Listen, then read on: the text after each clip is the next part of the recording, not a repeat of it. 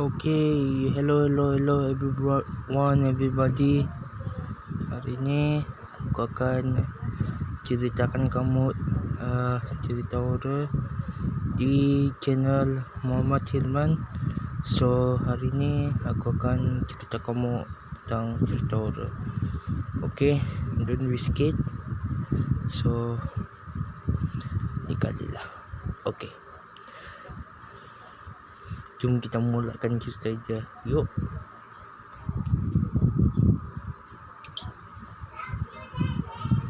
Sorry, handphone off. Okay. Bairunana Handoyo, tak silap nama dia. Kejadian ini saya mengalami 3 minggu lalu.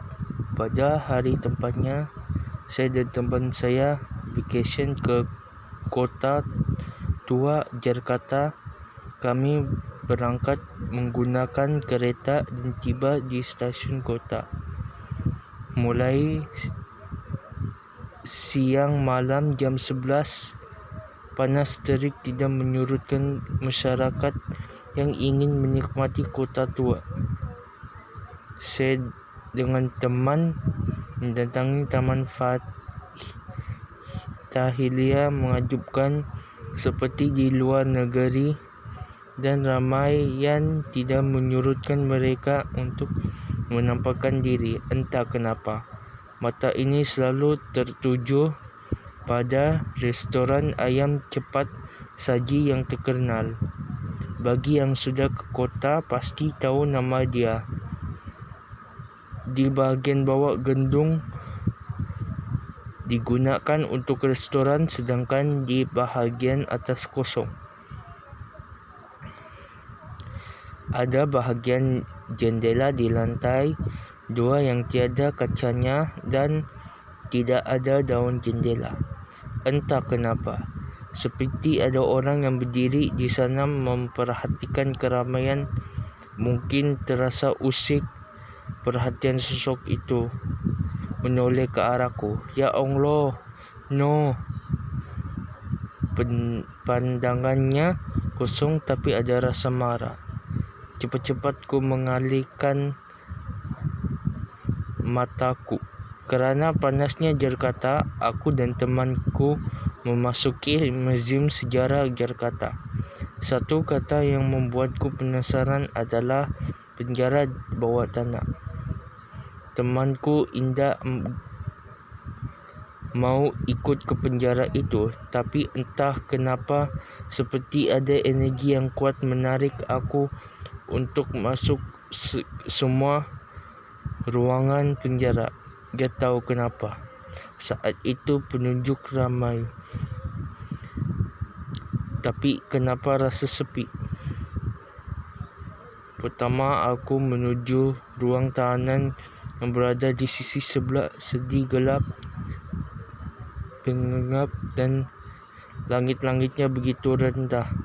Di dalam ruangan penjara itu terdapat bulatan besi untuk bergol kaki, dan aku lihat di sisi kiri ada orang yang sedang duduk. Saya rasa mungkin dia ceritakan pasal dia mimpi ke dalam penjara ke, atau apa tu, cerita pasal hantu ke. Tu memanglah sering terjadi kepada semua kan. Mungkin dalam hati aku mungkin dia mimpi ke. So okay, aku kira penunjung, tapi kenapa gak pakai baju, hanya mengenakan celana petani dan badannya kurus. Umurnya sekitar 20 tahunan.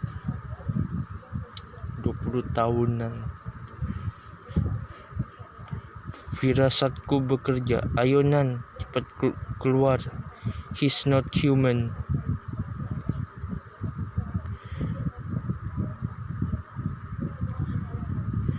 Okay guys, ini yang paling aku heran. Macam kalau kita kan nampak apa tu orang perjalanan dia dalam apa tu penjara, kita rasa macam pelik-pelik hairan.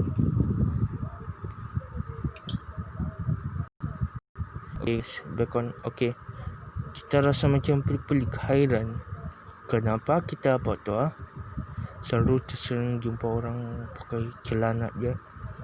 Sebab mungkin saya rasa lah, mungkin dalam mata aku dia bin lama sudah di penjara tu, aku dah tahulah. Tapi saya rasa mesti 6 tahun ke 10 tahun 20 tahun dalam penjara tu, sekurang pasti. Tapi memanglah apa tu, saya desakan 20 tahun gitu. Anyway, kita baca je. Dengan tergesa-gesa aku keluar dari ruangan penjara bawah tanah itu. Saat di depan pintu penjara, aku mendengar suara-suara lelaki itu bicara. Apa salah saya sampai dibawa ke sini?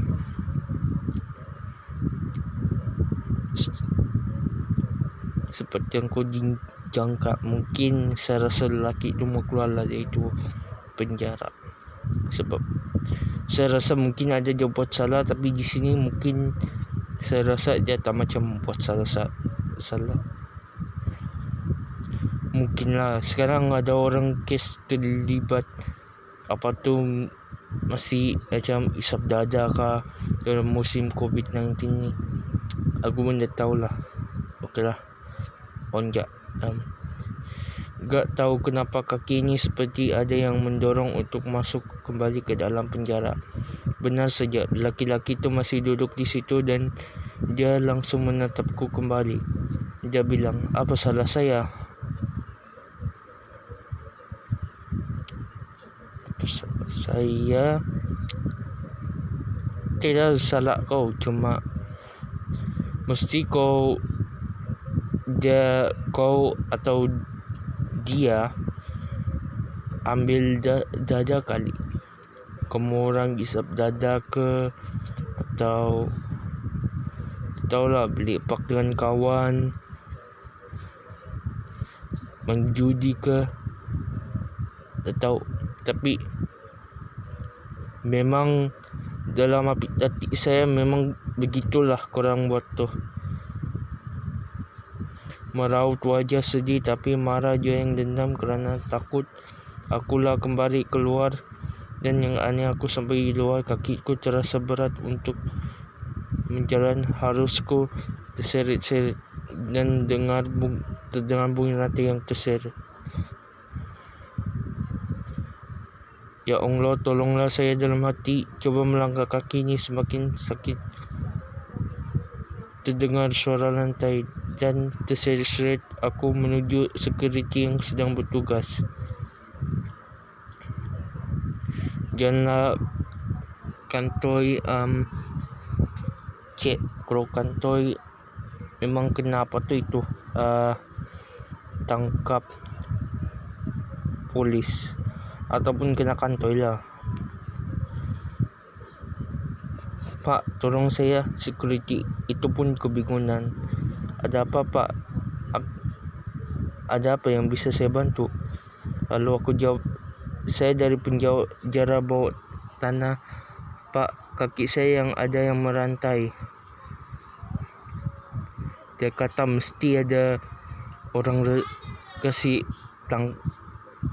merantai dia. Saya rasa mesti ada orang cuba apa tu kah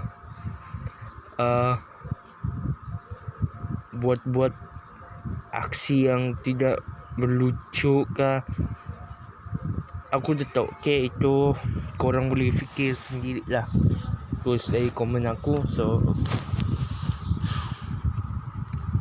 security pun tu langsung faham dan hubungi temannya.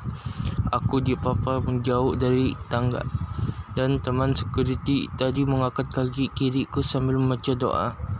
Entah kenapa ada rasa sedih yang gak bisa diucap dan aku spontan menangis.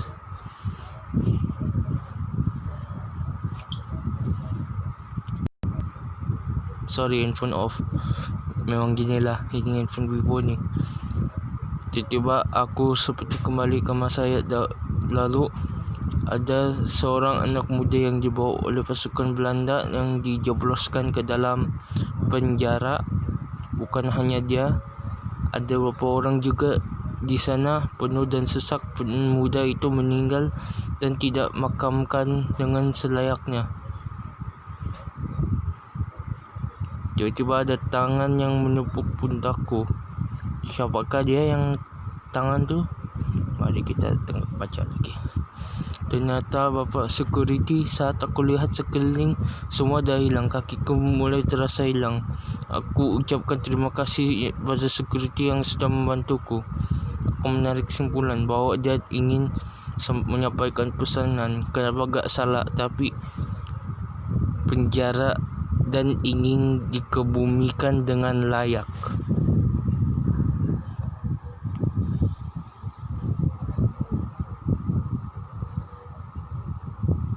Sorry guys, iklan.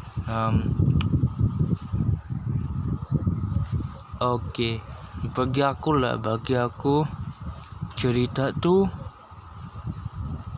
okay juga, tidak seberapa teruk.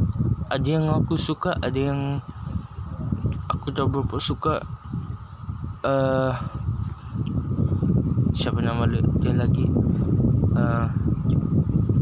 Runana Handoyo. Cerita kau hebat, saya sangat suka. So kalau boleh buat yang paling horror lagi, yang semua viewers akan disukai. So yeah. Okay, sampai sini je lah kalian. Untuk video Muhammad Hilman akan ada story horror part kedua. So jangan apa tu lupa. Dan saya tanya kalian, kalau macam korang-korang di sana, saya bukan cakap kamu punya cerita buruk lah, macam aku bukan nak apa tu kalian. Aku cuma nak bagi tahu macam mana mau ceritakan atau ceritakan kamu semua viewers lah. Macam sekarang ni aku tengah ceritakan. So tahulah. Okay lah guys, hit, comment, like, subscribe pada channel Muhammad Hilman. So dan jumpa lagi semua ke part 2. Bye bye, ciao.